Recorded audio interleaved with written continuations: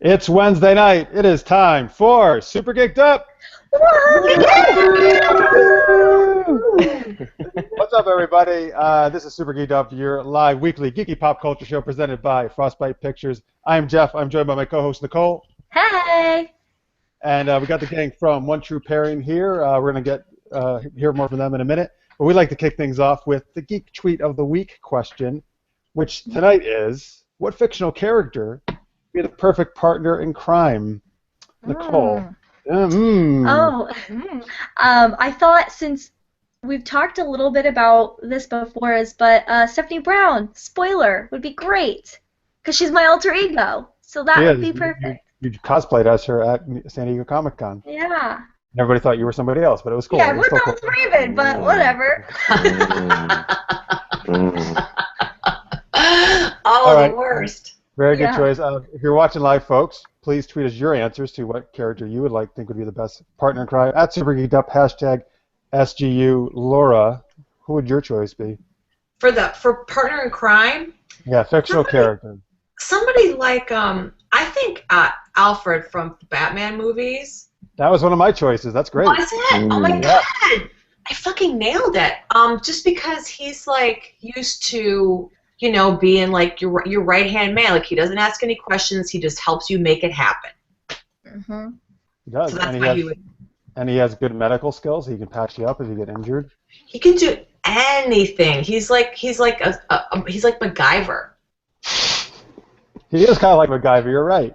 Only a little more like suave and debonair, and he hangs out with Batman, which MacGyver doesn't do. But yeah, so he's my choice. That we know of. Maybe the show ended before we got to that part.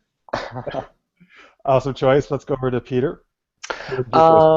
I think. Well, my thought. I'm questioning, like, what is this person, my partner in crime, and doing? Are we committing crime? You could be committing crimes. I suppose you could be doing other things if you really want to, but... What do you mean, like picking people up? What are you... I was thinking like a partner in crime, not necessarily like actual crime, but like your right-hand person. Right. I think that my answer is going to work no matter what, because this is a person that I would commit crime with, but also just like have a hangout. I think that I would probably choose Gracie Hart from Miss Congeniality. Oh, perfect. Because she's in the FBI, so she probably like knows her way around a crime scene and like how to get some shit done. And like then she can pretend like she's trying to solve the murder. I don't know. Apparently, I'm committing murder with her.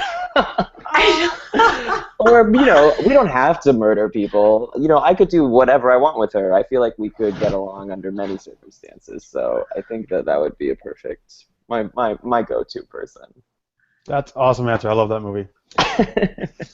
All right, on Twitter, coming in live right now, Honky Tonk Buffalo tweets in, Deadpool would be his choice. He would be the perfect human shield plus all the best puns and catchphrase during the heist. Perfect. Love that.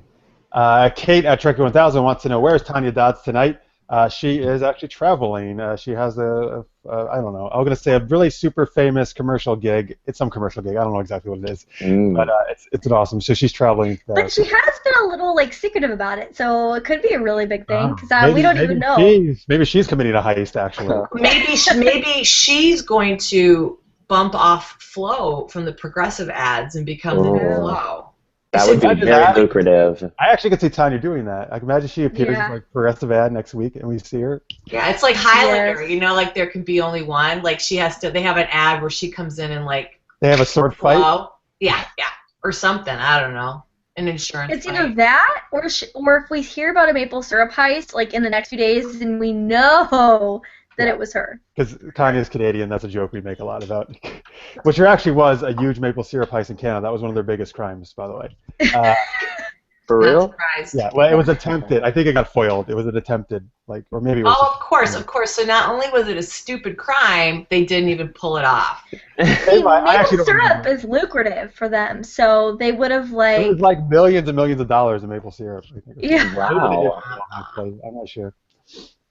Anyway, let's go over to Sean. Sean, what fictional character would be your partner in crime? I mean, Yes. I kind of am gonna go like Michael C. Hall and Dexter. Because he's Mm. really good at covering his tracks. Mm. You know, so like, why not? I mean, a little morbid, but like, you know, it's just, it's my choice. Sean, I like I'm really impressed. I like that you two have assumed that we're committing murder. I mean, why not? I mean, let's just go for it if we're gonna do it. Go all out, man.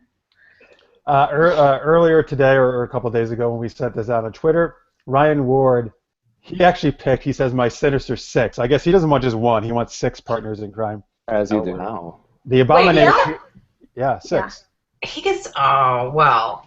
I mean, if I knew we could pick like multiple people. I would pick like Baby Spice and You don't even understand. I love Spice Girls. You'd be like, I pick One Direction and the X-Men. Like, aren't there any parameters on this, Jeff? Hey, look, we let our fans do whatever they want. All right. I love it. So his 6 choices are the Abomination, the Joker, Lore from Next Generation Data's like evil twin Lore. That's good. Professor Moriarty from Sherlock. Sure. The T-1000. He must be in the T-1000 from T-1000. Terminator. Yeah. Yeah. You're missing a 0. It's okay. I got it. And then Loki. Oh, Oh, that's a sneaky bitch. He's a sneaky bitch. I like the T-100. He's like sort of a cyborg, but not really that cool. He was the really, really first model that was really shitty and couldn't kill anybody. Right. He's always like bumping into things and like drinking your beer. And you're like, damn it, T-100. you know who I Go just sit thought? down. Who I just thought would be a really good partner in crime, especially because, well, Daredevil. First of all, no one's going to suspect it's him, and second of all, he's a lawyer, so he could like help weasel your way out of whatever trouble you get in. I forgot he was a lawyer. Strong word there, Weasel. On Twitter, @HuntersRealm tweets in, I think a perfect partner in crime would be Plastic Man. Well, he could get into a lot of places. I guess that's true, right? Yeah, he could steal that thing probably pretty easily. Yeah, that's true. Do you remember Stretch Man and or Stretch Monster and Stretch Armstrong? Remember those toys? I had that. Oh my god, when I was a kid, oh guys. I had this Stretch Armstrong doll, and then I left it in my mom's car one day, and then my mom's car got stolen. And I didn't give a shit about the car. It was a stupid car. It was ugly. We needed to get a new one anyway. But my Stretch Armstrong doll was in there. You're like, Stretch!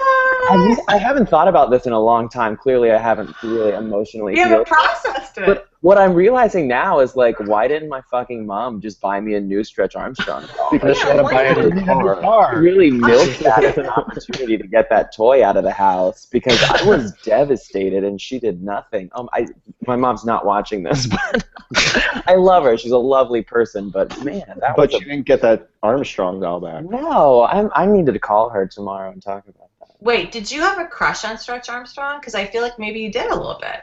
I don't know. You know, I was very young. I'm probably confused about why I was so connected to Stretch. Okay, got it. I think if you want to have some therapy right now, Laura, that maybe we could theorize that. Listen, we don't need to go on such a huge tangent. I just wanted to ask the question. So, I have information now on the maple syrup heist.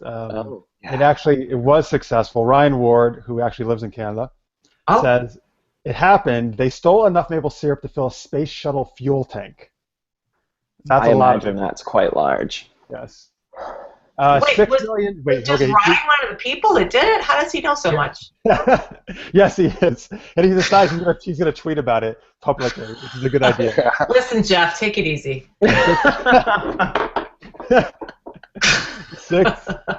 6 million pounds of syrup had vanished, worth about $18 million. What? Wow. Yeah, syrup's expensive if you buy it. That's Okay, not much, American. Here's a thought, Canadians. Like, this many diamonds would be worth that same amount of money and take up a whole lot less space. You can't But eat it's more ambitious to steal maple syrup. I guess. I don't know. I wish Tanya was here, man. She'd have a whole big thing to say about this. All right, anyway. That's You have a whole thing to say about it. Oh. So I guess my choice for a fictional character to do partner in crime, I think I'm going to go Star-Lord from Guardians of the Galaxy. Oh, yes. I think he's good at that. And I think what is also cool is he's got a cool spaceship we could travel around in. He's got awesome music. He's got an awesome soundtrack to listen to. Yes. Which I think was very impressed. That's important. Yeah, because I don't want to be going around with somebody playing music I hate. That sucks. Yeah, but that's basically what's going to happen is he's going to be able to create you guys like a heist montage with his music. So it's not even like a full heist. You just get the montage, pretty much. That's okay. That's what I'm saying. Yeah, it's amazing. Yeah. All right, good.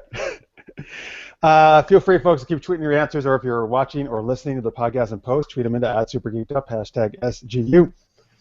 Coming up later on the show, we have One True Pairing the Game, which is very appropriate when you hear the name of our guest show in a minute.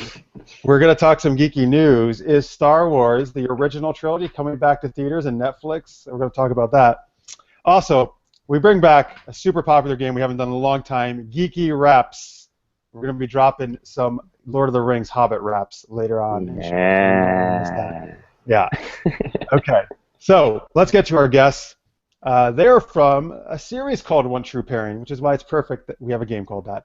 So let me introduce them one by one. We have, first off, the creator, I believe, right? And she also plays Sheila, Laura Jordan. Hi, Laura. Hi.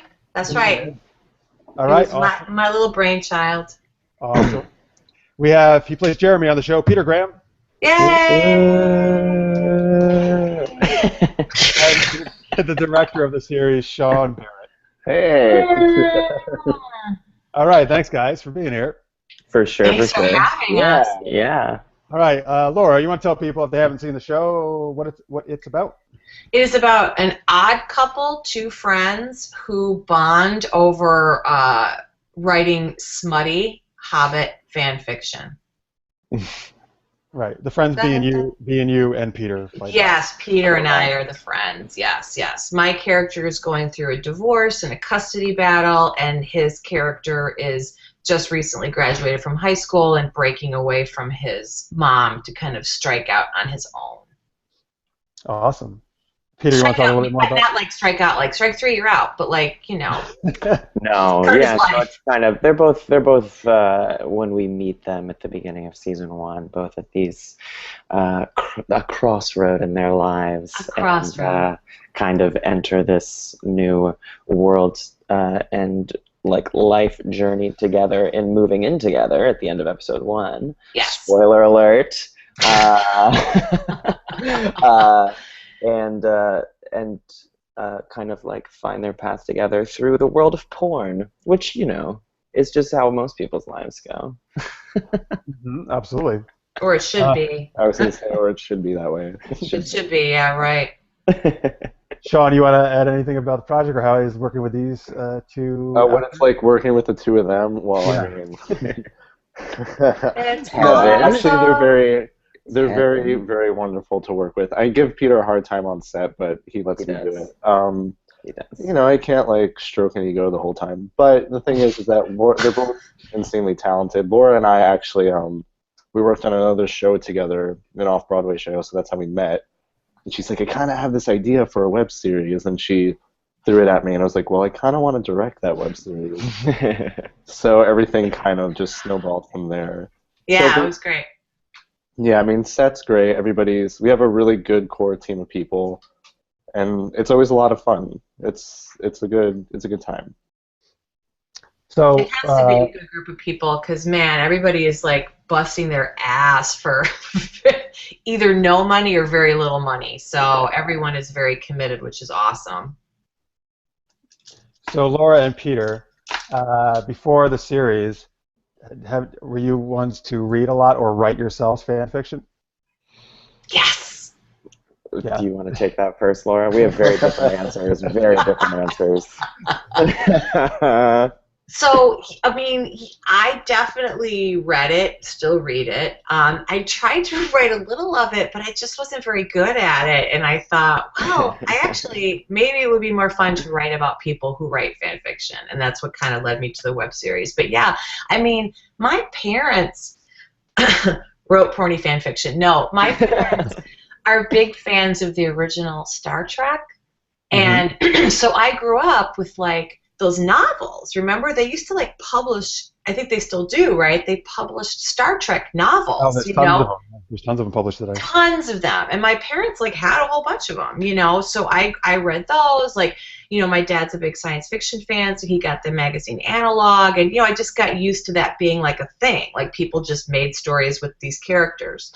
So it wasn't until I saw The Hobbit in 2012 that I was, like, kind of, by way of looking up some of the actors, kind of, like, fell down this fan fiction rabbit hole.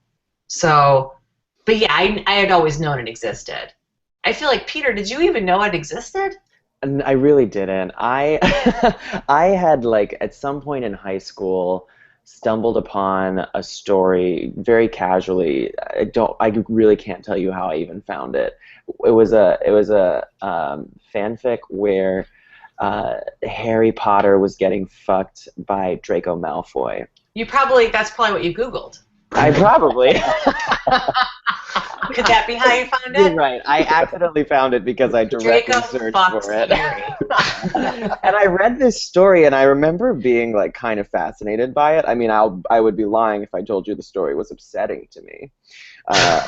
But I read it, and I kind of just thought it was, like, a offhand, like, one-and-done thing that somebody did one time. I had no idea that this was part of a world. And then when I got this email one day, like 10 years later, from this stranger named Laura Jordan, being like, hey, I'd love for you to read the pilot of my show. And I was like, okay. And I read it, and I was very intrigued by the relationship of the two characters primarily, and I just kind of found this whole porn thing kind of funny, but I really kind of thought that Laura was making it all up. And it wasn't until... Oh my god, I wish. I do too, because that'd be kind of amazing. But I remember I think we had started filming, but we hadn't quite yet filmed any of the scenes where Laura and I were just, like, in the apartment talking about porn, which was quite a bit. And I said something to her. Oh, because I hadn't even seen the Hobbit movies. And so, as the dedicated actor that I am, I was like, I'm going to do my homework, I'm going to watch the Hobbit movies. And so, you know, we talk a lot about Thorin and Bilbo fucking each other. And I watched the first movie. Nervous cough. I watched the first movie, and, like, you know, 3 hours later, Bilbo and Thorin had not fucked each other. And then I watched the second movie, and once again, like, there was no fucking. And I was like, I really think that I can't have missed it. That would not have been a casual, missable moment. So I said to Laura, I was like, I don't remember what any of the exact words were, but something along the lines of, like, what is this thing? And she was just like, she just told me the word bag and shield, which is Thorin and Bilbo's, OTP name, for those of you who don't know, or Philbo, if you will. But she just was like, listen, there's this word bag and shield for the two of them together. Give it a Google. You'll understand. And I went home that night, and I Googled bag and shield, and we all got plenty of texts. Oh man! Oh Everything. Oh yeah! Yeah, I was texting them pictures. I'll be like, you won't believe the things I have found. There were short stories, there were long stories, there were there were very filthy sketches, and then pictures of the real actors, but, like, their faces put on top of porn stars' bodies. I mean, I could have spent a week just looking at Bag and Shield. Yeah. And I was. And you did. That's so weird. Yeah, who would do that, Laura? I don't know. They would be a big loser. That would be.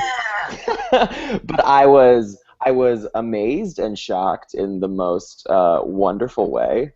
and very very excited by the whole. I was fascinated and very excited to discover that the world was so vast, because it's a huge thing, and I had no idea.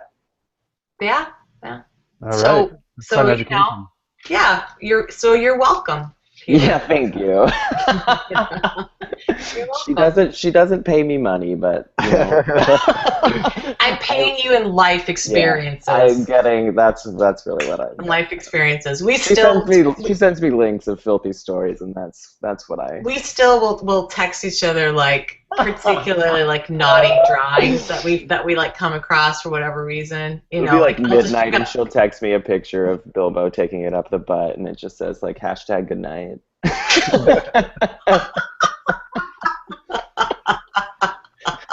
Let's go over Thank to you, good night. Twitter here. Kate at Trekkie1000 says, I write fan fiction. I love it. Don't know if I'm good at it, but I enjoy it. All right, it's cool. Here we go. We got a fan. Well, yeah, that's the thing. Like, who cares if you're good enough? Like, nobody. Who's to say? If you like doing it, then you're good enough. That's great. Excellent advice. Thanks, Jeff. Sure. All right. Sean, where can people watch One True Pairing, the series? Well, you can go to our website. It is otptheshow.com. Yep. Good, thanks. Yes, good, Sean. Yeah, I was like, come on. We also have a YouTube channel. It's OTP the Show as well. You can look it up there. Send it out to all your friends. Link it. Get it out there. Get those views up. And OTP the Show on Twitter. You can follow them right now. Correct. Follow us on Twitter. We got the Twitter, the Tumblr, Twiddler. because I was saying Tumblr. Okay, and I haven't. We have a drinking any Twiddler. wine. This is all I'm drinking. I really should have been in bed like 3 hours ago. Once you're over 30, it's very hard to stay up past 9 o'clock. Right. So we're gonna play the One True Pairing game in a minute. But first, Nicole, a word from our sponsor. Yes, a word from our sponsor. This episode of Super Geeked Up is brought to you by Trek Fan, the world's fastest growing Star Trek fan club. For SGU viewers in the United States, all new Trek Fan members will receive a cool Trek gift in the mail. Trek Fan membership is always free, and you can join the adventure at trekfan.org. Yep, do it. Sign up. It's free. There's awesome gifts. We've gotten them. All right. No, I haven't, but Jeff and Tanya have. Oh, good. Just pretend you have from now on, will you? I know. No, because I'm really sad because it looks so amazing. I'll give you one of the things he sent me, so then you'll have something. Okay. That was good. All right. Now, why don't you tell people how we play One True Pairing? One True Pairing. So Jeff and I are the game masters. We're gonna all lead one round, and he'll lead another. And so basically, you guys are going to pick a character from one of the universes that we've chosen, and then once you guys have picked your character, I'm going to let you know who my character is, and then you guys each have to decide or debate why your character makes the best pairing or the one true pairing to my character. Okay. Okay. Oh, my Lord. So none of us, we can't have picked the same person. We all have to pick different people. Yeah, so ideally you have some backups maybe in mind. I can literally hear Sean sweating right now. Okay, here's the other thing I should say. Let's say, so we have two universes that we kind of sent you ahead of time. So one is the Batman universe, any Batman characters, and one's a Harry Potter universe. So here's the thing. Like, let's say I choose a character in the Batman universe that you're not super familiar with. In the past, this has happened to me where I had to argue a character that I really didn't know too much about. You can make up a bunch of stuff as long as it sounds amazing and great. Like, it's okay. You can just use your imagination, let it go wild. That's it's probably totally what's fine. going to happen. Yeah. Totally cool. Not a problem. We know no fear, Nicole. We're ready. Okay. Nice. So Nicole, okay. you're going to lead us through the Batman universe, right? Yes. All right. So Nicole has as a character in mind from the Batman universe. Four of us, I can count. We'll all choose a character from that universe in advance. I will go last. I will let our guest choose first because I can have some backups in mind. I have backups in mind too, so that I don't choose, or my character's not the same as your character. So. Excellent. So Laura, Sean, do you want to choose first because you're the most All right, nervous? let's Sean. Okay, so I'm choosing a Batman universe character, just like randomly, like I'm just picking a person. Okay. Right? Is that right? Yes, that's what you're doing. All right. I always sort of had a little fondness for Commissioner Gordon. Perfect. Great. So Laura has Commissioner Gordon. Sean, who are you going to choose? Robin, but like Chris O'Donnell Robin, because he's really Okay. hot. So. Okay. God. Peter? I knew you were gonna steal Robin from me. Sorry. I will go with the only other Batman character I know besides Batman. The Penguin. Nice.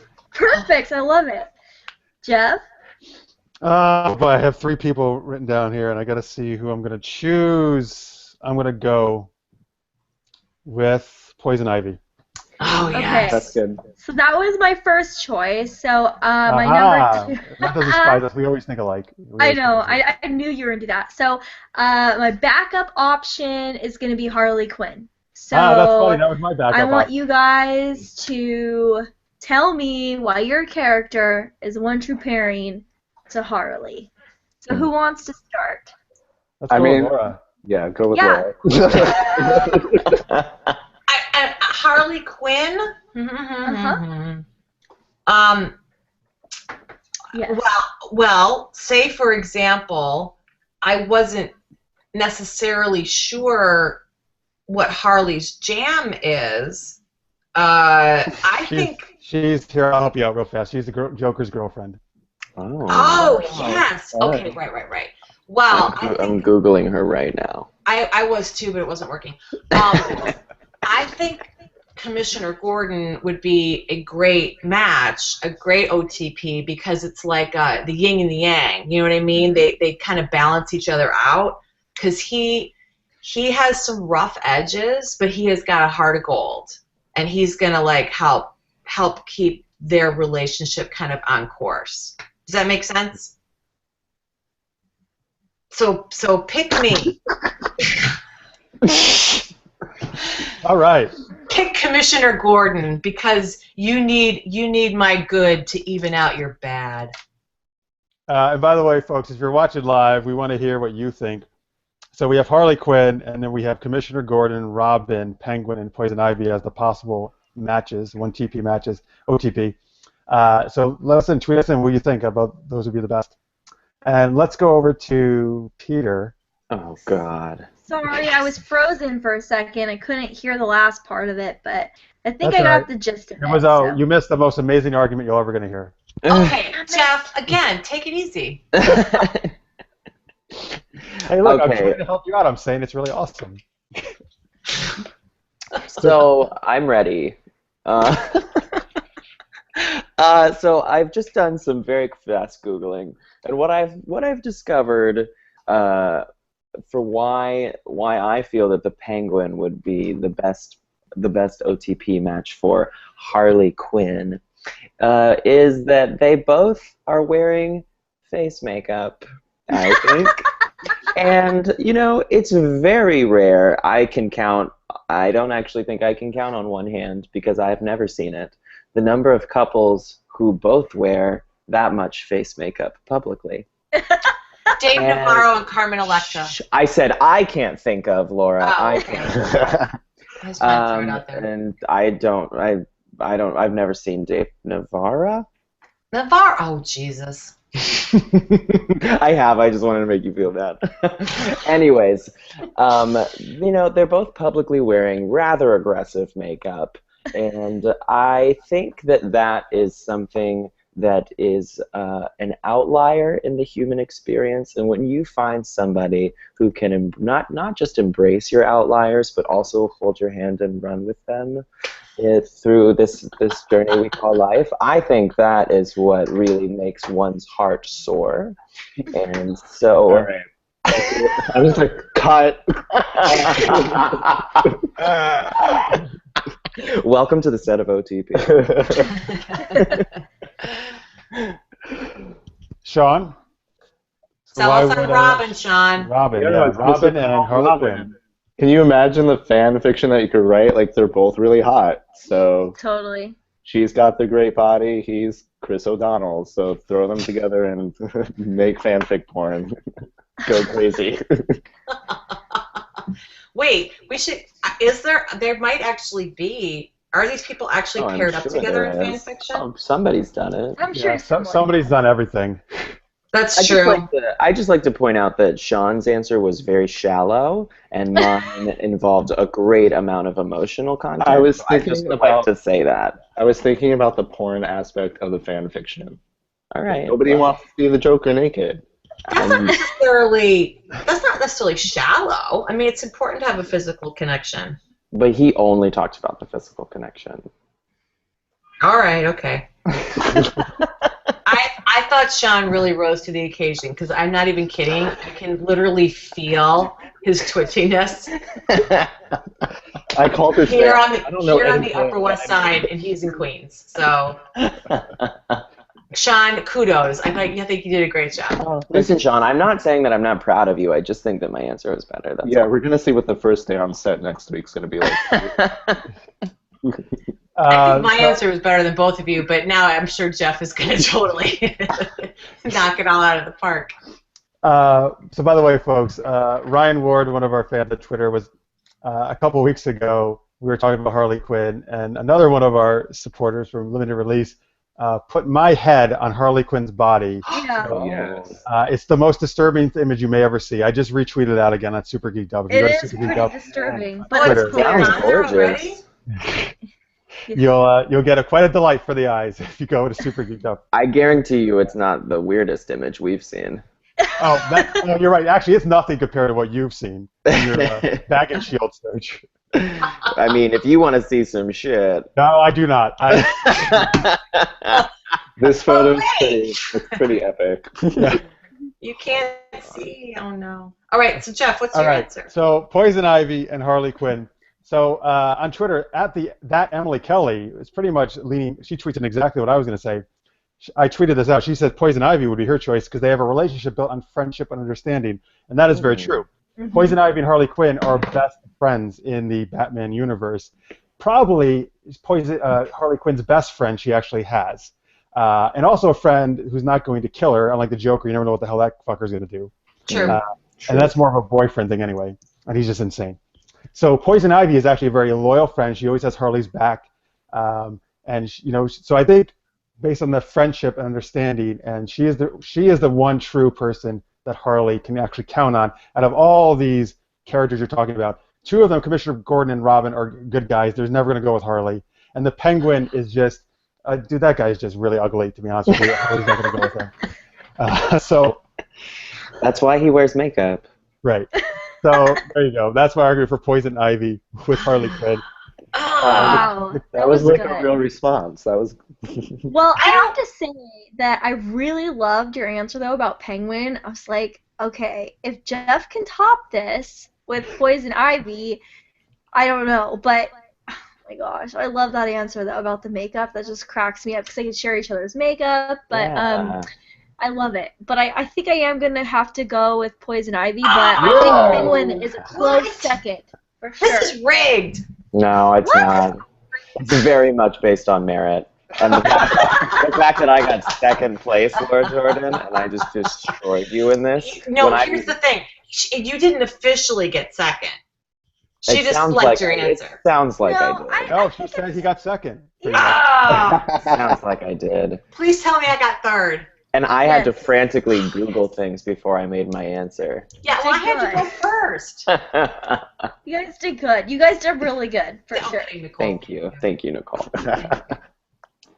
All right, and let's see. Wait, just to clarify, so if Jeff was first and Peter was second and I was third and four of us were playing, Does that mean I was that... thinking that you and Sean would actually tie for third. shut up! I'm okay with taking last place. It's okay.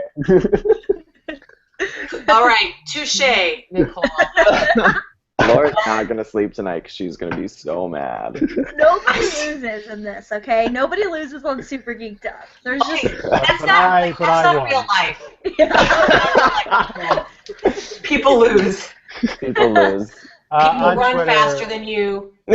On Twitter, at Maria Duran, one of our awesome supporters. She just started watching live. She tweeted in to our earlier question about best partner in crime. She said, Brainiac, he was one of the first supervillains I admired. That's a good choice. That is a good choice. Yeah.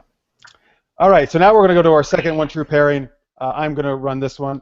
This is from Nicole. Where do you keep going? I'm here, but I keep cutting out, so I have to put on audio only. Otherwise, oh man, we can't see your lovely face. Okay. I'm sorry. But for the podcast, it's all good still. If you're listening to the podcast, so. All right, so we're going to go to the Harry Potter universe now. Oh my god.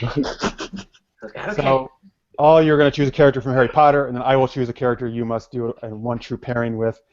We will start in a different direction this time. Let's start with Sean. Oh, lovely. I'm gonna no. You get first dibs though, so nobody can steal yours. Yes, exactly. Sean, Got it. glass is half full. Who you choosing? I like Cedric. Good. Cedric Diggory. All right. Yeah. Good. Mm. Good choice. I didn't But expect just to clarify, to keep on the same page with Chris O'Donnell, it's because he is the hottest, and I just want to keep in tune with what I'm All right. I see here. It's a theme. It's a theme. Too funny. Too funny. Peter, who would you choose from the Harry Potter universe? You know what? I want to like really put myself in a place of challenge because that's the only way that we grow as humans. Oh Lord.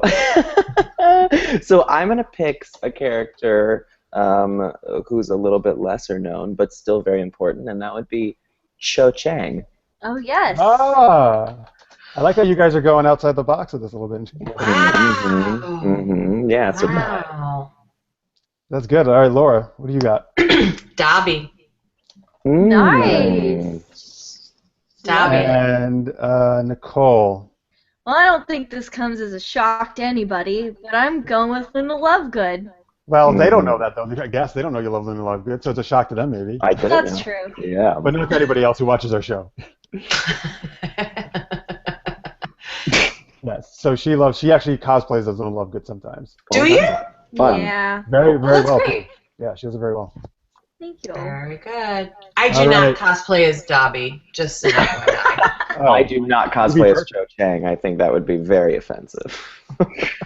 I have no comment. All right, let me see who I'm going to choose here for. We got Cedric, Diggory, Cho Chang, Dobby, and Luna Lovegood.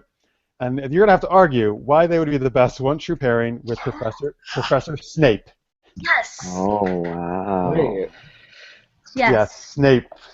Snape? You know, Mr. Romance himself. Severus Snape. All right, so let's start, not with Laura this time. Let's start actually with, since Sean, I let you choose first, you're going to have to go first. Darn it. Why would Yes. Cedric Diggory make a one true pairing with Professor Snape? Because the hair. Look at the hair. It's like, I'm so bad at this. Wait, whose hair? Snape's or Cedric? Both of them, they both have, like, very iconic hair, besides Harry. So let's just team them up because of their hair. Because I have no other response, I'm sorry. No apologies, Sean. I'm the worst. I lose 4th place again, go on to Peter. Oh. All right. Oh. So, by the way, Maria Duran, Nicole, also tweeted she would have chosen Luna Lovegood. Yeah. So let's go over to Peter, who's arguing why Cho Chang would make a good one true pairing with Professor Snape. All right. Well, I don't know if we all remember, but things with Harry and Cho didn't really end so well. And things with Harry and Severus Snape didn't really end so well. So I think that we should take the two people who were fucking Harry, one figuratively, I don't know, it wasn't in the book, but arguably, and one literally. Oh, that's the one that wasn't in the book. Cho, in my head, they were literally fucking, and Severus, I don't think, was literally fucking Harry. I think that he was just figuratively fucking him. So I think if you can take someone who is literally fucking somebody and figuratively fucking somebody and put them together, that would be a fucking BA combo. That's interesting. That's well a done. very... Thank you Yeah. very much. Thank you. Let's go over to Laura. Dang it, Peter. You're just like... I'm like really actually kind of blowing myself away. I gotta be real with you. Yeah, you're blowing me away, too. Yeah. Okay, That's so... good. It's something to Dobby communicate and, about. Dobby and Snape. All right, I think that basically they both appear to be one thing, and then have many layers and many complexities below the surface, below the visible surface. And they both are ultimately like very brave, very steadfast, and I think like that's the kind of thing that's a person's true grit, their true character, and that's the sort of thing that bonds you to your OTP. That's what people connect with. What's really fundamentally in there. They both got a lot going on under the surface, other than what they choose to show. They're All right. deep. Strong argument. Whoa, hey! Thanks, Steph. Right.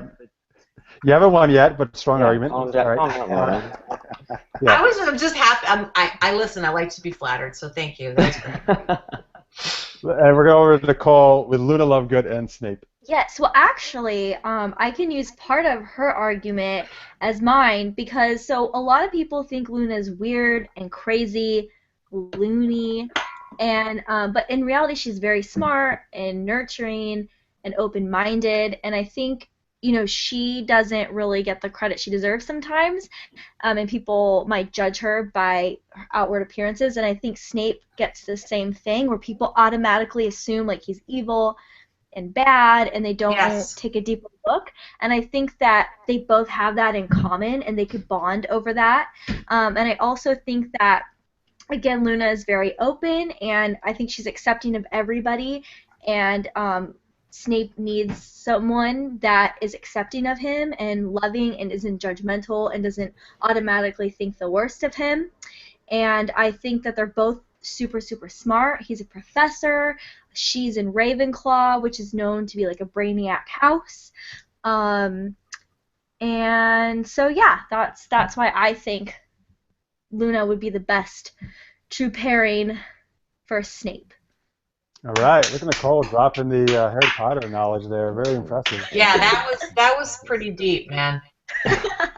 That's extensive. All right, so I will make a decision on who I think made the best argument for the one true pairing. So let's think here. This is very tough, guys. Well, Sean, I'm sorry, you're out right away.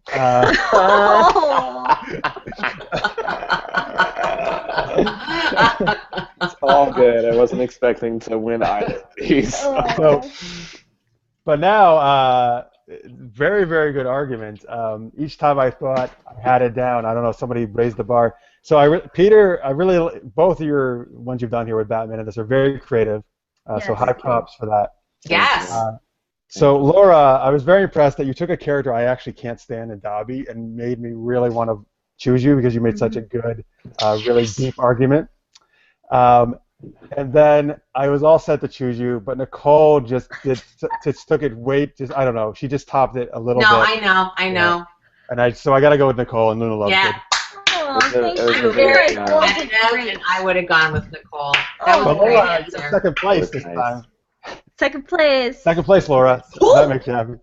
Yes! As long as I beat Sean. Clearly that wasn't no competition there. Well, guess what? We apparently tied last time, so. Yes, which is just really bringing me all the joy.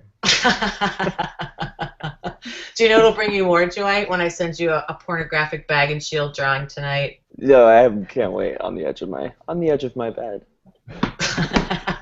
So Kate at Trek 1000 just tweeted in, just a reminder that Nicole Awkward is always right. Well, there you go. She just won, so I guess that's true. That's so true. Aw. It's so true. Well said. Okay, so you. that is one true pairing. Excellent arguments, everyone. Well, almost everyone. Yay. Sorry, I'm just kidding, Sean. I'm sorry. Not my world. Not my world. So all good. You did really good. No, but thank you for it's always a good sport to play along with something like that when you don't obviously it's not your area. No clue. I'm like back in whatever. Okay.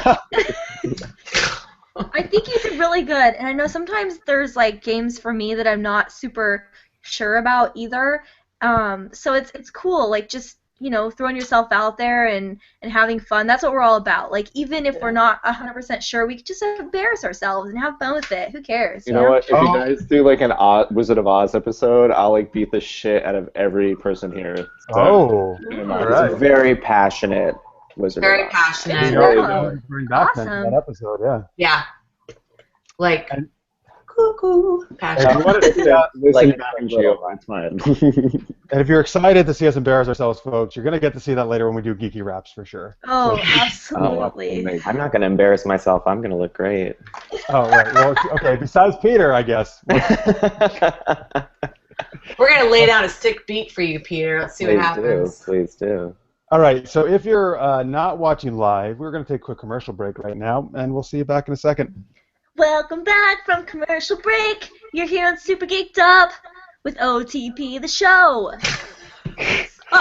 Very nice. I wish we could see you, though. I want to see what motions you were doing I as you were saying know. that. I'm so irritated. My internet's so annoying today.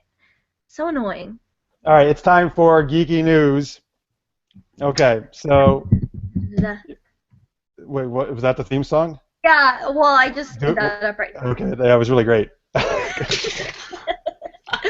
Well, this is really exciting news. We're going to start with this one, right? Wait. No, I have one thing first before we do that. Before we do the exciting one. Well, this is exciting too. They're all exciting. Actually, they're all exciting. Let me just give a shout out. Oh, by the way, Maria Duran on Twitter says, "Oh, good, I didn't miss Geeky Raps." No, you didn't, Maria. It's coming up later. No, we're saving that till the end. Yeah, real quick. One of our awesome companies that supports us is called Geek Fuel. Geekfuel.com is where you can go. They're a monthly subscription-based service where they put all these awesome geeky items and they send it to you in a box every month. I am wearing one of their awesome shirts. This is if you're not watching live, you're on the podcast. This is called Turtles Assemble. It's the Teenage Mutant Ninja Turtles as the Avengers. Okay. Oh my gosh. Yeah. So this is my favorite shirt from them, and they've sent so many awesome shirts. So you get cool stuff like that. Anyway, I want to give them a shout out. They're at geekfuel.com. If you go to geekfuel.com/supergeekedup, you actually get a free bonus item if the first time you subscribe. Ooh, So you can go there. nice. Real quick story. I was in Panera today getting something, and the girl at the register was so enamored with this shirt. I placed my order, and she was like, "I'm sorry, I have no idea what you just ordered. I was looking at your." Wow. And then the manager, when I went to get my food, says, I can't give you your food until you tell me where you got the shirt from." Wow. So I told them all about Geek You Fuel. totally blew everyone's mind at Panera. Yeah, I was a big fan of Panera today. That's a cool shirt.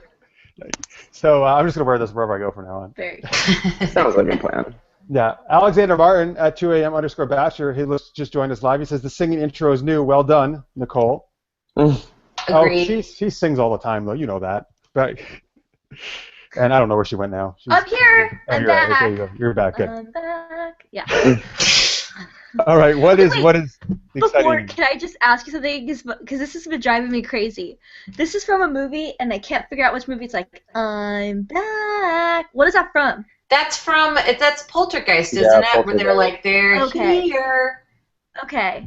So Do you then they think- don't say I'm back. I don't remember. I had this in my head the other day, and I started saying it, and I'm like, where is this coming from? Maybe The little Oh. girl in the original Poltergeist, Carol Ann, when she looks at the TV, she's like, they're here. Okay, then that's probably what it is. And I'm Maybe just you're changing- combining Poltergeist with a Terminator. Oh, yeah. Yeah, maybe that's Back. What if he'd said it that way? That Yeah. would have been awesome. That would've- so I'll creepy. be back. Hasta la vista, baby. Oh my gosh, so funny. I'm Okay. a friend of Sarah Connor's. I'm here to see her. Terminator Sorry. musical coming soon. Yeah, this is awesome. I love that God. movie so much. Oh, it's so one of my favorite much. of all time. Love it, love it, love it. Okay, Okay. Nicole, what is some Yes. exciting geeky news? Okay, this is crazy, and like I don't know if everyone's seen it yet because I found out about it right before we came on the show, and it's still kind of rumored, but it also is kind of probably fact. So the headline is, all 6 Star Wars films coming to Netflix and AMC theaters? ? Wow. So apparently, and Tanya had verified this because she works on video on demand, and we were talking about this, but so I guess Disney signed an exclusivity deal with Netflix to have their movies playing on Netflix, And but we didn't know like when it was going to be. We thought maybe like end of 2015, beginning of 2016, something like that. So then AMC Theaters today tweeted a picture of all the different Star Wars characters, and it says, before you see The Force Awakens, see the ones that started it all, Star Wars Saga. And then they had a link, and if you click the link, it actually went to Netflix, and it has a picture of Obi-Wan with R2-D2 in the background, and it's like, this is not the page you're looking for. And so it's like, but then the tweet was later deleted, but someone had like taken a picture of it, so we're like, hey, what is that saying? And then it's going to Netflix, and then someone on what's called Extremists, I think it's a website, Extremist, okay, EXSTREAMIST, found evidence for Star Wars hitting Netflix soon because they found a page on Netflix.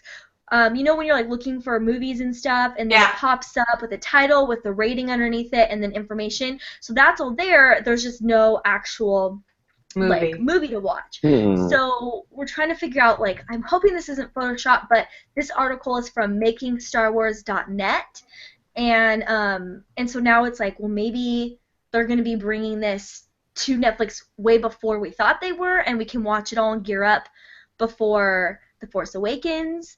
But I guess people were skeptical because they didn't know. I guess Fox has distribution rights to A New Hope, but Lucasfilm has the rights to all the other ones, so they didn't know when they were going to be releasing them all. But it seems like all 6 of them are going to be coming very soon, and possibly even theatrically, so you can watch them all in theaters before The Force Awakens. Like, well, cool. They would be silly to not do that. Like, why not stoke the fire as hard as you can?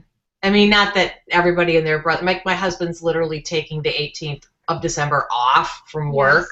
You know, Right. So yeah, I mean, like, we're gonna be there, but everybody's gonna be there. But I still, like, I don't see why wouldn't they try to like get that extra money, like release those 6 and. Well, this is what I'm thinking, because my husband and I we were like really in the mood to watch all the Star Wars movies, and Even the first 3, Nicole, really? yeah, By which I mean Phantom Menace at all. Right. No, I know. We just Nicole wanted and I are haters on these movies, actually. But I mean, mostly 4, 5, and 6. But we thought, well, if we could get a deal on all of them, we would. But the only way to watch them is, well, obviously through Amazon, and it's like almost $100 I bought it. for the whole I have set. it. You should come see me. I know, yeah. Oh, well, maybe I can borrow it from you then, because we're just like, oh shoot, we don't have $100, but we really want to watch all the movies. So, but we were trying to figure out if we could just get 4, 5, and 6, but it would almost be like. You can. It's you can buy them individually. You can buy them individually. It is cheaper. It's a better deal overall if you want. Yeah. Right. Right. So that's where we're like, well, but then if it is coming to Netflix, but see, that's what I'm thinking is, well, maybe, because people love Star Wars, so they're going to pay no matter what, right? Yeah, like when we went to Target the other day, they're charging $1 bajillion for all this Star Wars stuff, and you know what, they can. Disney knows this, because people will pay it because it's Star Wars. So that's what I'm thinking, well, maybe they wouldn't want to put on Netflix because then they're not getting as much money, right? Why don't they they'll just do both. Like, there's plenty of people that will sit and watch it on Netflix all day and then go out to dinner and go see them in the theaters. Like, there's plenty of us that would do that. I include myself in that mix. Good. I don't know. Do you know what? I mean, I actually own VHS copies of the original first 3. Okay, so without all the digital shit that he added in the 90s, and without changing who shot who and adding Han Solo into that scene by the Millennium Falcon, or not Han Solo, Jabba the Hutt. So such bullshit. And that makes me so mad. Those changes make me so mad. And I'm like, can't I just see the original movies I remember seeing in the movie theater? And so the only way you can do it are these VHS things. So that's what I've been wanting them to do. I've been wanting them to release the original theatrical versions of those first 3. But I don't even know that they really, like, quote unquote, exist anymore. I don't know what George Lucas ever did with them. I actually have them. They released them on DVD after the special edition. I have them on DVD. Yes. Of the original theatrical versions? Yeah, they released. I thought Lucas would never let them out. He did the special edition first on DVD, which I have, and then he did later on they did the originals, which I bought those as well. It shows you how much I love Star Wars. No, So please. I agree with you. I mean, and I don't hate on the new cuts as much as other people, but I do prefer the original, of course, the original. Yeah. And I wish they would have released that on the Blu-ray or digital or in theater. Those. Yes, absolutely. I don't think we're going to see those again outside of that DVD release I have, probably, but maybe. You never know. Well, maybe with somebody else having it now. That's what I thought. Like maybe Disney would be like, well, shoot, we'll show the original theatrical versions. We'll show the versions from the 90s. We'll show what we've changed now with them. Yeah. Where do you stand on these three, like episodes 1, 2, and 3, the ones that came out in the 90s? Yeah. So I think people go way too crazy with the hate for these movies. I understand why, and it shows you why. Star Wars #1 is the first trilogy, is my favorite thing of all time. It's my favorite movies ever. It's the thing I'm most fan of out of everything. So, and I think there's so many other people like that they become so invested in Star Wars and it's so important to them that's why they have such a huge emotional reaction to these changes, and that the first 3 didn't live up to the original 3. I never expected the new 3, the prequels, to live up to the first 3 because I don't think you ever could. No, there was no way. No, how could you? So I didn't go in with those expectations.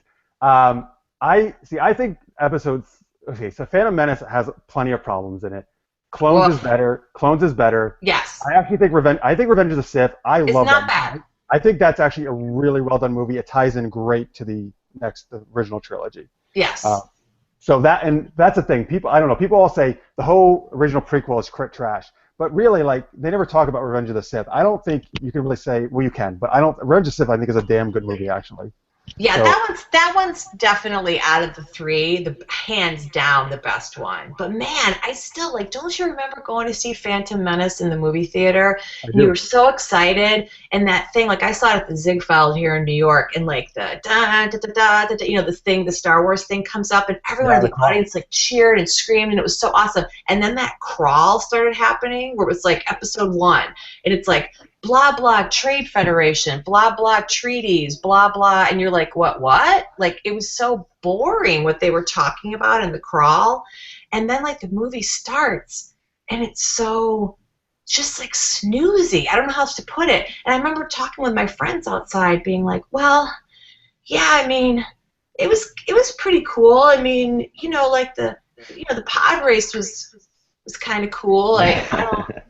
because we were all just like, brah, brah, but I agree, like, Sith is a pretty good movie, but Phantom Menace I felt so burned by Phantom Menace. It's by far the weakest one, yeah, absolutely. And I see what you're saying.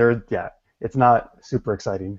It's like lowest common denominator on every level. Like, it had like fart jokes in it, man. Like, what? It did. I forgot about the fart jokes. Yes, it had fart jokes. It had Jar Jar Binks. It had that little boy who, bless his little soul, like, he's a child, and he was poorly cast, I believe. Most of them were poorly cast. That's all I remember. Was just the acting and being like, what? I think Liam Neeson was great in that role. Like, that was a good casting, I think. Well, in theory, I just don't think he was. I think George Lucas didn't let them do anything. Yeah, I would agree that Lucas should have had somebody else direct. Oof. Agreed. Jeff, we're on the same page about that. But here's the thing. People always criticize him for directing, and he actually even say himself. He'll say, I'm an editor. That's actually what I am, first and foremost. Interesting. Right. But they forget that he totally wrote and directed A New Hope, and that is one of the best movies ever made. And I agree. I do agree with that. He can't direct. He was directing amazingly well. Yeah, no, I agree. That's a great movie. So I guess to go back around to the answer to this question, I firmly believe that these movies will be released theatrically and on Netflix in advance of the new one coming out in December. No question. No question. Yeah. You know what? Oh, so let me just share this. There's a really good tweet from at the Deep who are. No, yeah, I was just going to share that. We're on the same wavelength. Go ahead. Okay. So he says Lucas didn't make the prequels for original Star Wars fans. He made them to hook a new generation, and it worked brilliantly. That's a pretty smart tweet, to be honest with you, because I know plenty of, like, even my youngest sister, kids like Jar Jar Binks. They do. right? They Like- do. Like I have one of my friends. I just went to one of my friends' daughters. She's 14. Her birthday party, and she says, "I prefer the prequels to the originals." And I jokingly said, "Or you gotta get out of here." But I mean, but but that's the thing. That's actually totally fine, I think, because that's how she grew up with those, right? And Right. we grew up But with the we other grew up with ones. the original ones. Yeah. Didn't you see George Lucas on Jon Stewart when Jon Stewart was telling George Lucas, "See, my son thinks that his favorite movie is Phantom Menace out of the 6. He's like, but I keep trying to explain to him, no, your favorite movie is actually New Hope. It's not Phantom Menace." And they were all laughing, But yeah, no, it's true. Like that's actually very true that he did not make those movies for us. He made them for children, especially Phantom Menace. And that's probably one reason why so many fans who are older or our age were so maybe right, because they're like, they wanted it made for them. That's what they wanted. They expected, They have, unfortunately, here's my thing. Like, people who get so irate about it, my thing is George Lucas doesn't owe you anything. I'm sorry, he doesn't. I think he made the most amazing things ever. Not only that, he's associated with Raiders of the Lost Ark, which is also amazing. Willow, which is one of my favorite movies. So many American Graffiti is a really awesome movie. Howard the Duck. Yeah, he's. Well, I don't know. What is that? Snap. Right, but for Did you me, just make that up? For me, no, that's a real. Don't No, it's a real movie, bro. Saw it in Alright. the theaters. I'll take your word for it. For me, Lucas has done so many amazing things. Yes, it's true. He doesn't need to do anything else for me. Like, he's awesome, and it's it's okay that everything he does isn't great. He did enough great things. For me. All right, Jeff. But I know a lot of people don't. A lot of people don't feel that way. That's okay. Well, the next time I'll see George, I tell him that he owes you dinner because. No, tell him I owe him dinner. Oh, all right. Oh, that's sweet. You guys can eat dinner and then fight over who's going to pay for it. Yeah. Well, yeah. Laura and George and I will have a dinner together. That sounds good. Oh, wouldn't that be amazing? Like, he hasn't heard enough bullshit about Phantom Menace. It would be brand new ideas, I'm sure. That you Yeah, totally. No one's ever asked him what was happening with Jar Jar Binks. No one.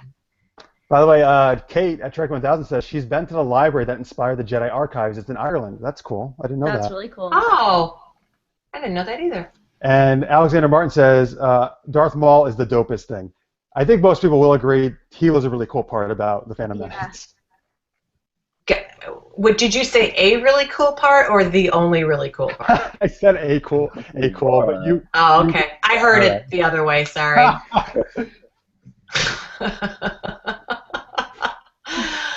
All right. Anyway, but so I actually own the digital ones. I bought them earlier this year when they released them, so I don't really need to see them on Netflix because I own them. And by the way, they look amazing on when I'm watching on my tablet in HD. Probably the best I've ever seen them, just about. Wow. But if they release it in theaters again, I would totally go, of course. Of course you would go. I remember seeing the special editions, and when I was, in college, and it was like, this is awesome. Yeah, I know. Me too. I went too. Every week. Didn't they release them It was once a month. Once a month, that's what it was, yeah. Because I was out of town doing a show, and I think at least 2 of them released while we were doing the show. Yeah, it was amazing. Remember how Howard Stern got so pissed because he released one of them the same weekend that Private Parts was being released? Did he? Yes, and he was like, fuck George Lucas, because Private Parts didn't win the box office that week because, I don't know, the re-release of Empire Strikes Back did. Yeah, he was very grouchy about it. The king of all media, except television and film. Yeah. All right, so big surprise. We got on a big tangent about Star Wars, but that's okay. Yeah. That's amazing. Who would have thought it? Yeah, who would have thought? All right, I guess we'll move on now, right, to other geeky news. Yeah. So, totally. Let's see. So, what did Tanya find here? Josh Brolin was talking about playing Thanos in the upcoming Avengers movies. And Nicole, I don't know if you watched this or any of you guys watched the video, but it's pretty cool. He seems very excited about it. He says it was one of those projects. He says he's always interested when he is approached by projects in which ones he agrees to right away and other ones he has to think about. And he said this one was almost an immediate yes to. Of course. Cool. Yeah, but it's very different than anything else he's played before. And he dug they sent him some Thanos graphic novel or comic, and he really dug that. Oh yeah. Yeah. So anyway, so he's pretty stoked for it. I think he's a really cool choice to do it too. I don't know. You guys, any thoughts on Josh Brolin and playing Thanos? Should be pretty cool. James Gunn directed Guardians of the Galaxy, right? Yep. Mm-hmm.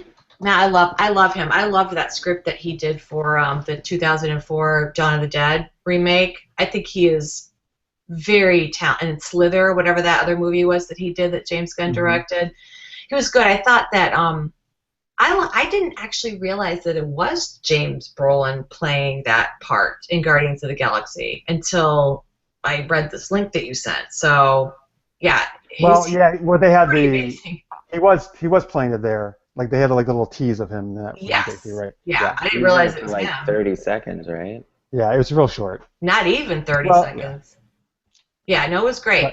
But you'll get to see him play it in probably a couple movies at least. I know. No, it's gonna be great. Of course, he said yes to that. Like, why would you not say yes to that? That's an amazing group of creative people to kind of get in the pool with, you know. Oh yeah. Yeah.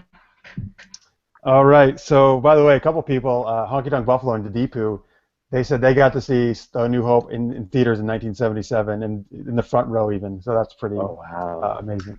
Well, because it ran for like 8 months. Like we went multiple times. It would be like a babysitting thing. My mom would go shopping and she would drop us off the movies to watch Star Wars. That's awesome. That's awesome. You know, so yeah, it was crazy. That's funny. That's amazing because now movies will be like in a theater for like a month, maybe, or like 6 weeks. And that's if they're a huge hit. Yeah, and that was like 8 months. That's just incredible. Oh my God, Raiders of the Lost Ark, same thing. Like it ran in the first release movie theater for the better part of a year. It was crazy. That was another one that we would just go to like every couple of weeks. My parents would be like, let's go see Raiders of the Lost Ark again. You know, like those are great movies. Raiders of the Lost Ark was the first one, right? Yes. Well, what? That's the first movie. Yeah, Raiders the first one, yeah. Maria Duran on Twitter said she saw A New Hope 23 times in the theater in an actual movie. Yeah, I'm sure that my brother and I probably saw it approximately that many times. Damn. I remember waiting by the mailbox because we got like little order through the mail Star Wars figures. And we would wait by the mailbox, the little box to arrive, and it'd be like R2-D2 and C-3PO, and yeah, it was amazing. So that's a great movie. This is the kind of stuff I love hearing, by the way. Instead of like all the hate for Luke, because I love hearing these kind of stories about how it moved people and what an effect it had when you first saw it. You know, that's great. Oh, please. My grandma took us to see it. She went kicking and screaming, and I remember I overheard her tell my mom afterwards, you know, I actually really liked it. It was very fun. Yeah, no, I mean, please. Nice.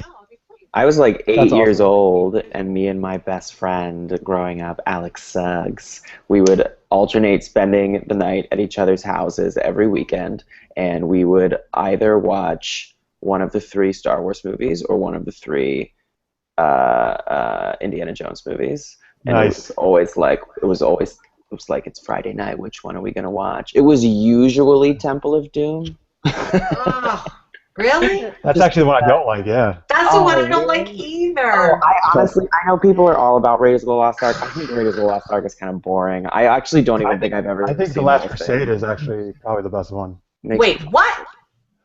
The first one's awesome, but I actually think I like The Last Crusade the best, to be honest with you. Wow. The first one makes me sleepy. I liked The Last Crusade a lot too, but I liked it better when it was called Raiders of the Lost Ark. It's the same movie, Jeff. No. Oh, you said it's the same plot? It's the same plot. No, it's not. Get out of here. Hello. Instead of looking for the Ark of the Covenant, they're looking for the Holy Grail. Like, yeah, it's totally different. they're gonna release one where they look for the Shroud of Turin or whatever. Like, it's the same thing. That'd be great. That'd be awesome. I think And after then, you know what I'll say when I Indiana see Jones that 4, one? I liked it better when it was called Raiders of the Lost Ark. I don't think we're gonna see another Indiana Jones after the 4th one. What was the 4th one again? Just something of the crystal skull. Oh, the Crystal Skull, the one that looked like the alien from Aliens. Yeah. I didn't even know they made Kingdom of the a Crystal one. Skull. Yeah, it was with and that was the Shia, part. right? Yeah. Shia LaBeouf. Yeah, the Yeah. Crystal Skull. When all those That's ants came out, that was the moment where it was like, I can't watch this anymore. Oh, I didn't remember there were I need to go ants. see some Bag and Shield stuff. Yeah, if only I'd known about it at that point in my life. I could have improved that day. All right, let's go. We got other stuff we got to get to, so I guess we should move on. Nicole, what's the other news we have?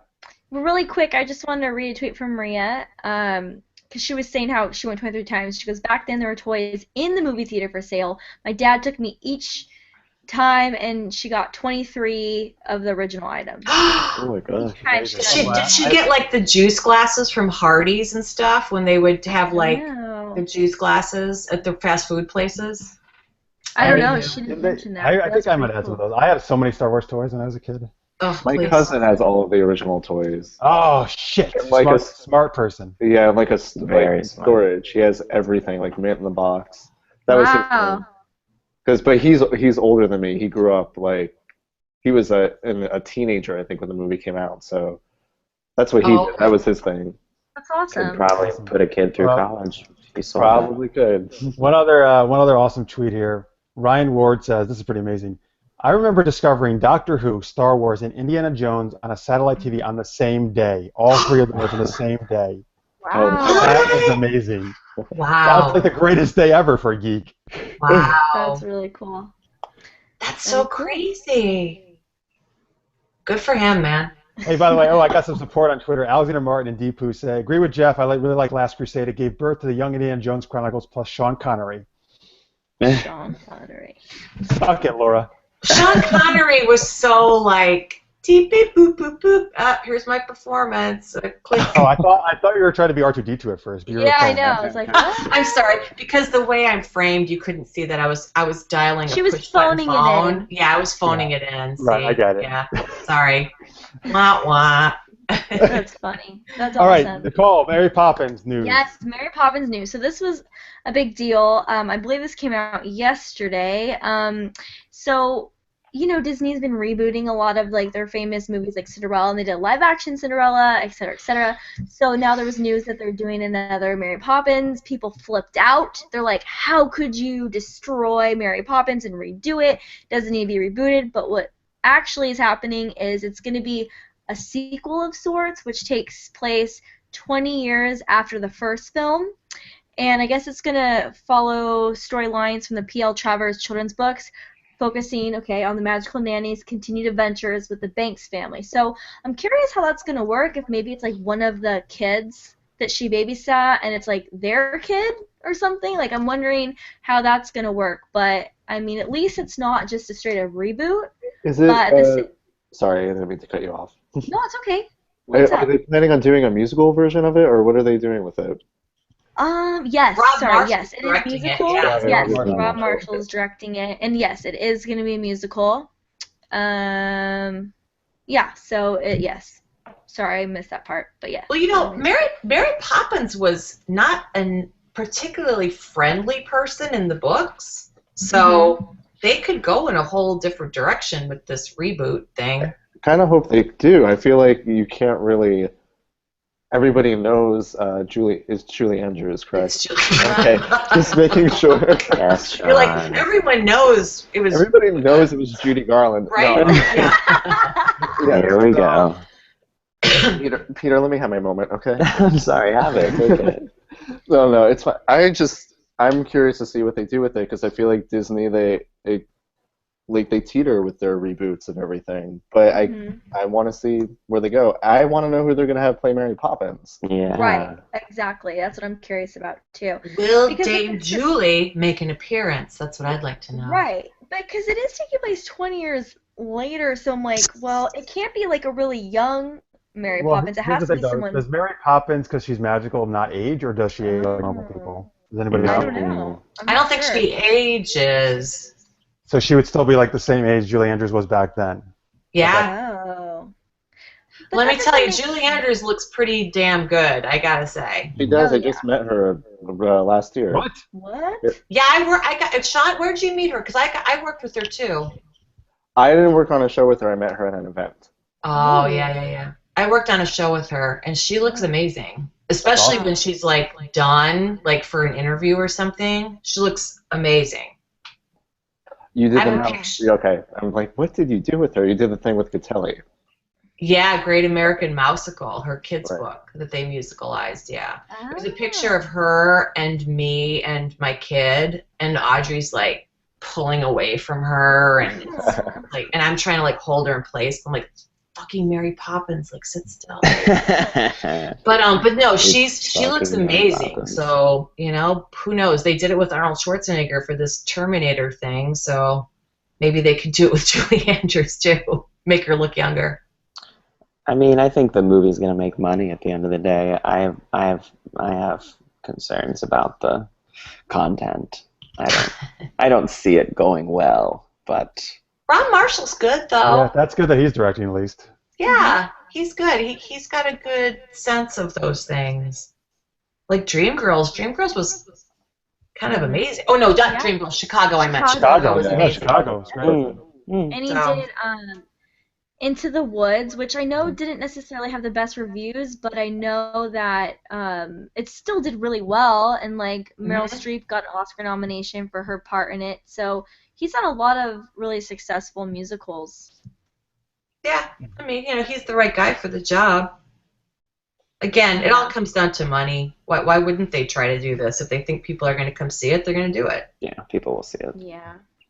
Let me share some tweets here.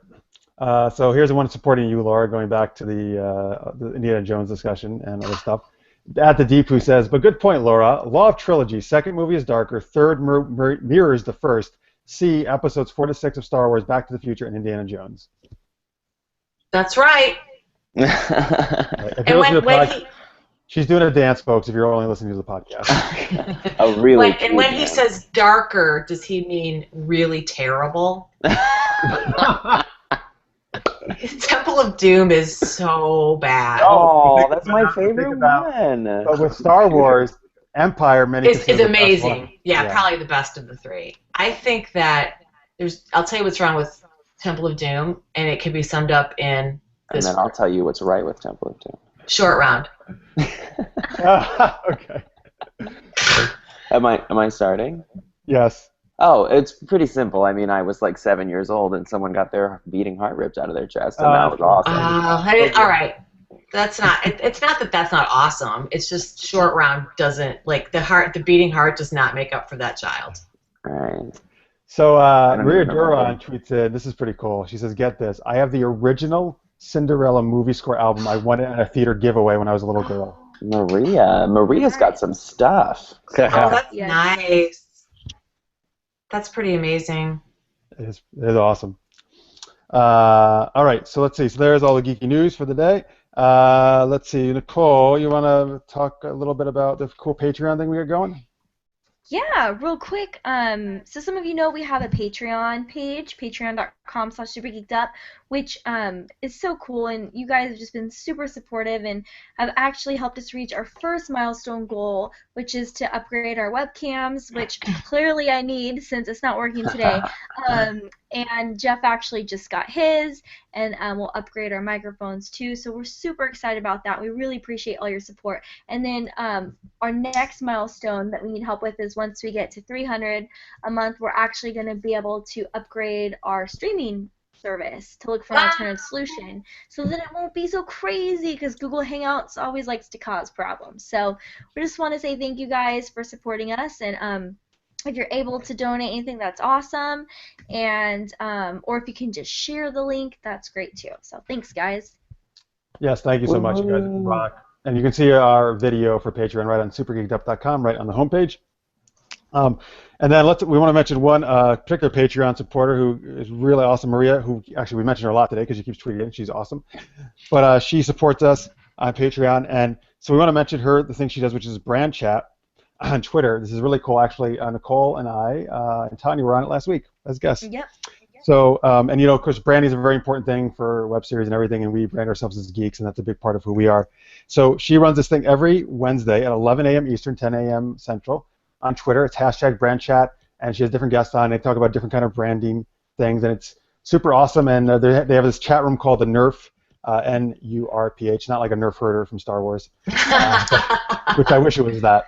I know, right? But anyway, like Nicole and I were super impressed. Like the people who participate in that, they're so super knowledgeable. Everybody's sharing ways to help each other out and great information. So it's really cool.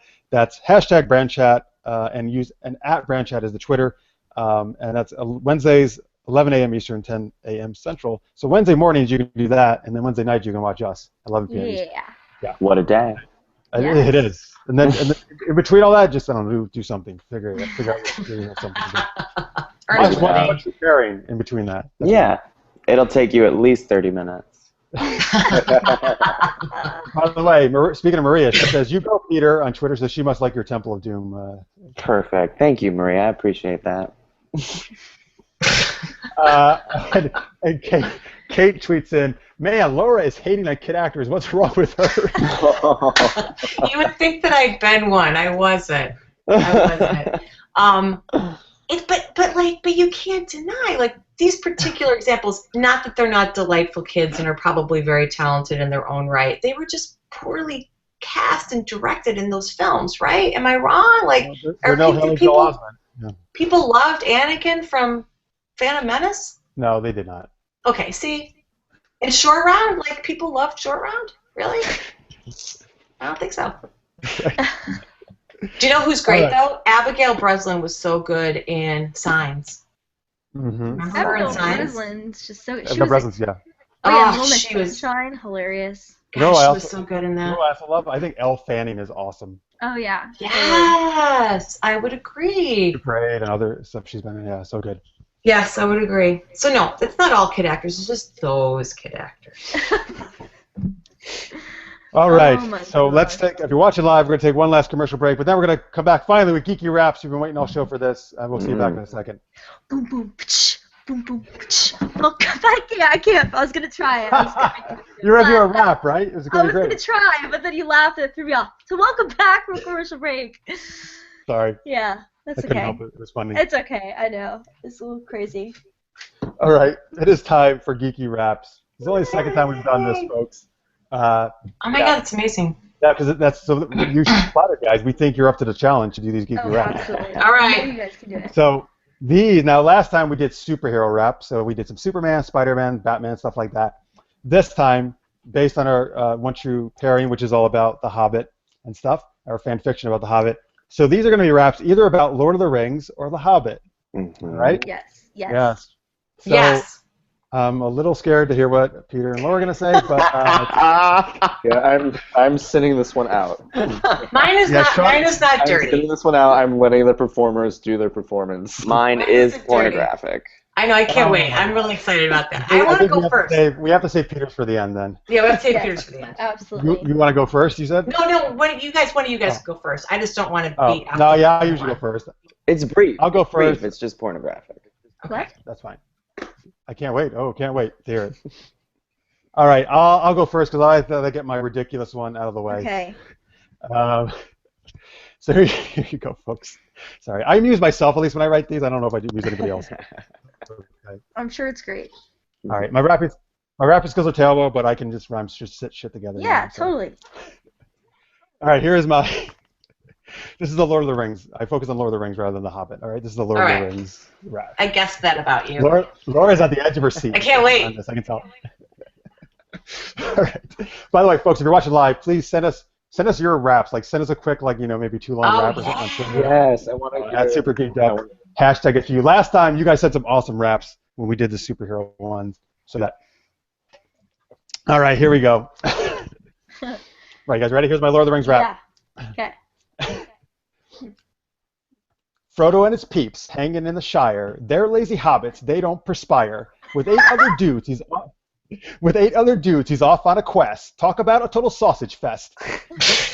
Gandalf, Aragorn, Boromir, and Frodo going up against Sauron. They yell YOLO. Yes. Nice. Holy shit! It's a ring wraith. His breath's so bad. Give him some toothpaste. Gotta stop Sauron. Gotta stop Sauron from getting his bling off the Mount Doom to destroy the One Ring. Yeah. That's amazing, Jeff. That's so good. I'm so happy. It is a sausage fest. Right. It's not as much of a sausage fest as The Hobbit is. Oh shit, you're right. That is even more of one. Oh my God, there's literally not a female character in the entire novel. Well, until the one they made up, yeah. Yeah. Well, and then they added Galadriel just to be like, there's got to be like some ladies in the. It's 2012 or 2013. Which one was Galadriel? The elf. She was the Kate Blanchett. the blonde elf. Kate Yeah, Blanchett. Kate Blanchett. Yeah. Good one, Jeff. That was great, Jeff. Yay! Oh, thank you. All right. Who wants to go? Laura, you want to go? I'll go. All right, hold on. Let me create my phone out. Okay. A cold November night once rocked my kid world into pieces when Thorin and 12 other dwarves were done with idle speeches and decided it was time to kill one big-ass nasty lizard. But so far, the only help they had was from some crazy-ass gray wizard. So they took along a hobbit. What's a hobbit? Wait, they eat 7 times a day? Check those bellies out, because one thing's clear, those fuckers do not play. Hobbit sneaky as shit and quiet, too, and real good with a riddle. So good that Gollum's brain felt like a pancake on a griddle. Oh, God. Respect to Andy Serkis, cause his Gollum ain't no bore. But for me, the real Gollum in my heart be Brother Theodore. You see Bailey and Keeley from that 70s cartoon? My boys Dean and Aiden you could eat up with a spoon. And don't even get me started on my boyfriend Richard Armitage. Flash those baby blues at me and I might walk right off a penthouse ledge. The thought left in my little mind when Bard shot down that dragon is, no question in my mind, I'm gonna marry Bilbo Baggins. Yeah. That was awesome. Oh my God, I can't believe how much you wrote. That's amazing. Can I tell you, it just Jeff, it just poured out of me last night. She does have a rather aggressive love for Richard Armitage. So Oh my I'm glad God. I'm glad that you put that on display. Oh, Yeah, well, I saw it in your series. I saw that display. Yeah, I yeah, love that's Richard. real. She's not That acting was- in those That scenes. was super impressive. She's just living her truth. But for reals, when I was 7 in my diary, or when I was 8 in my diary, I did put in my diary, someday I will marry Bilbo Baggins. Nice. I had a huge crush on that cartoon character. Huge crush. Oh, that's so sweet. And It's so weird. I know it's very weird. I had a crush on the Great Gazoo too from Flintstones, but that's what inspired my rap. So there we go. That's awesome. So while you were rapping, Maria Duran tweeted in, rolling on the floor laughing out loud. Jeff, what a rap. Thank you, Maria. I appreciate Yay! it. Cool. So Laura, you kicked ass. That's amazing. Oh, thank you. So I guess Nicole, because I want to leave Peter for the end. Yes, we leave. Absolutely. Okay. Yeah, I will totally go. And normally I always give like a precursor. I'm not going to. I'm just gonna do it. All right. It's gonna be crazy. Smackdown. But see if you Lay can it try out. and guess like what I'm actually trying to rip off. I guess. Okay. Okay, here we go. You are now about to witness the strength of the necromancer. Straight out of Mordor, a crazy orc breeder named Sauron, first lieutenant from the crew of Morgoth. When I'm called off, I shift off, freeze the figures in, elves get hauled off. You too, Frodo, if you get in my way, trolls are gonna have to stand in the way. So when I'm in your neighborhood, you better run, 'cause Sauron is crazy hot as the sun. As I leave behind a wake of rage, bro, when I'm coming back, boy, I'm coming straight out of Mordor. That's Wow! That was awesome. That was amazing. that was really good. Good rapping, Nicole. Like, That was really, that was like a fucking rap. Lay it Yeah, out. you actually sound like a Over rapper. here. by the way, Nicole, this is hilarious, and this has happened before. As you were saying your rap, literally the tweet came in from Alexander Martin, and someone has to do straight out of Mordor, crazy motherfucker named Sauron, right? Oh my god, right? Okay, I have to say As you this, said the line, like it came in almost virtually Oh the my same time. god, that's crazy. that's so funny. But I have to tell you that actually Scott helped me a little bit with this because I was really struggling. He's like, Scott's my husband. He's like, okay, I got it. Straight out of Mordor, and you're gonna be Sauron. I was like, okay, I got this. That's a great idea. That's a great idea. That was fucking funny, man. Oh, Yeah, that was like a real rap. Mine was I don't like know if I got Def the beat right. poetry jam or Yeah, something. Yeah. Yours was like a stylized speech, Laura. Okay, Oh, You guys did good, Peter. okay. But it was awesome. thanks, Well, 'cause thanks, Laura Jeff, and and I thanks, can't Nicole. really rap, so we just kind of, Yeah, I mean, you know, who am I trying to fool? Not my Nicole, like, generation. I had no idea Nicole could rap either. That's really impressive. That was great. That was really great, Nicole. It was very impressive. And then our Alexander Martin's all, what? Nicole Awkward didn't qualify. Why? Oh my my god. Probably because I didn't curse, No. maybe. I don't know. Well, if he's looking for cursing. Oh, Here we we're in luck. Because here comes Peter's rap. Here we go. Yeah. Here we go. All right. This is a short rap I wrote about Bag and Shield and myself. Yes.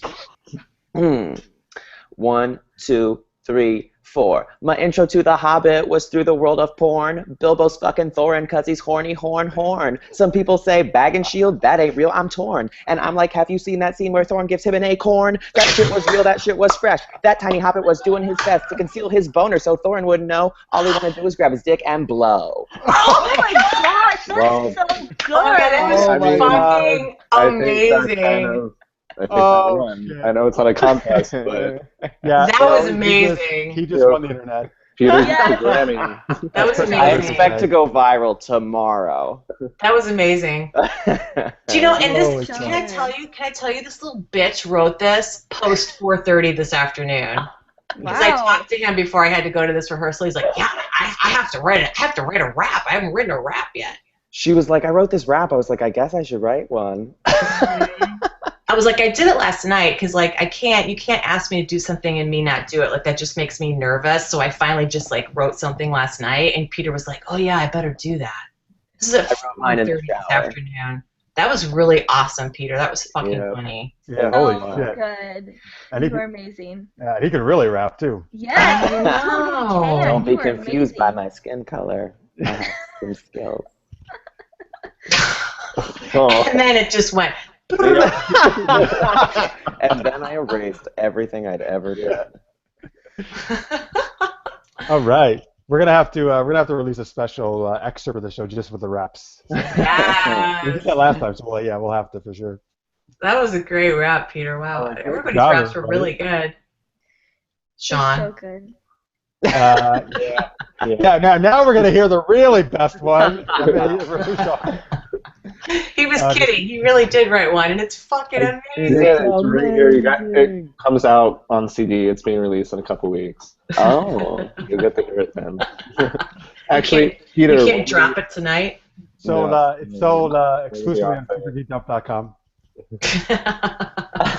Peter, you have to do that wrap up for Stay on Set in 2 weeks. I can Oh my do god, please. That can be an outtake. I can do that. There you go. Yes, there you go. Oh my Done god. and done. Nice. So amazing. Thanks All for right. asking us to do this, you guys, because now we have all sorts of material. Yes, that was great fun. Thank you for doing them. Amazing. Yes, yes. By the way, Uh, Alexander Martin tweets in, he explained what he meant with that tweet about I didn't qualify. He's like, no, because you always add a qualifying statement before the game, like, I'm going to do bad, but... And so I think he was, like, excited didn't that I do that didn't, this that I time, didn't do got He's it. that. proud of you. Yes, so...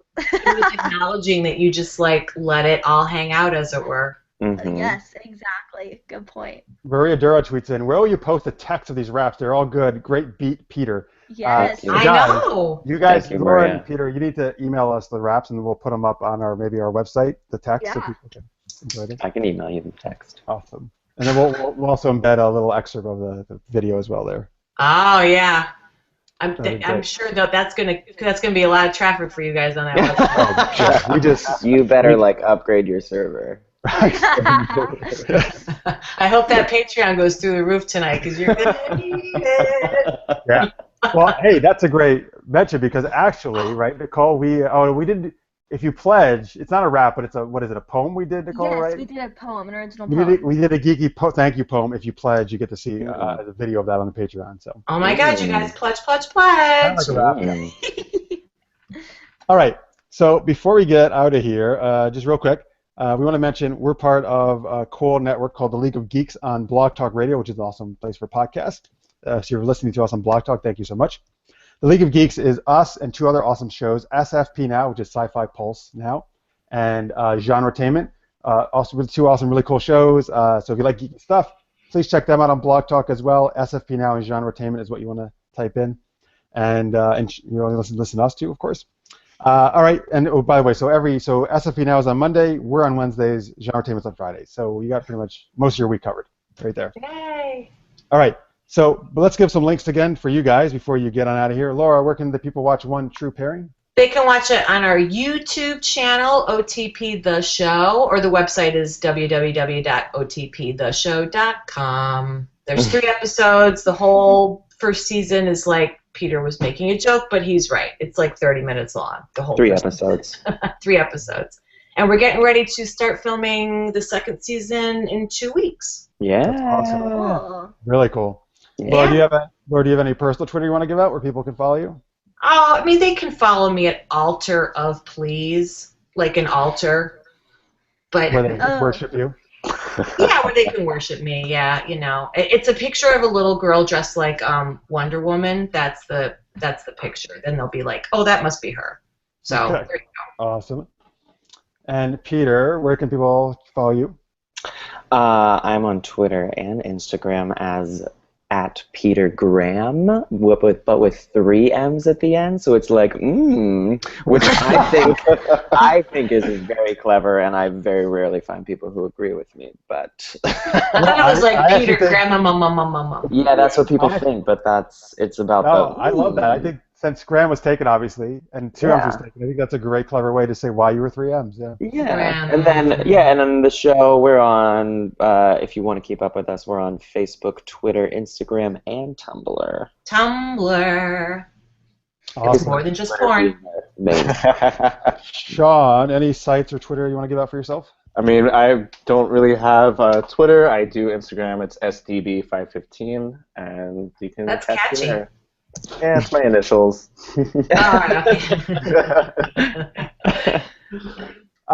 So Ryan Ward on Twitter just says, yes, you have to pledge the poem, like our poem we did, is epic, like famous dead poets, epic, insert famous dead poet name here. Okay. Oh, that's great. Yeah. High praise. It is. Thank you, Ryan. Appreciate it. Yeah.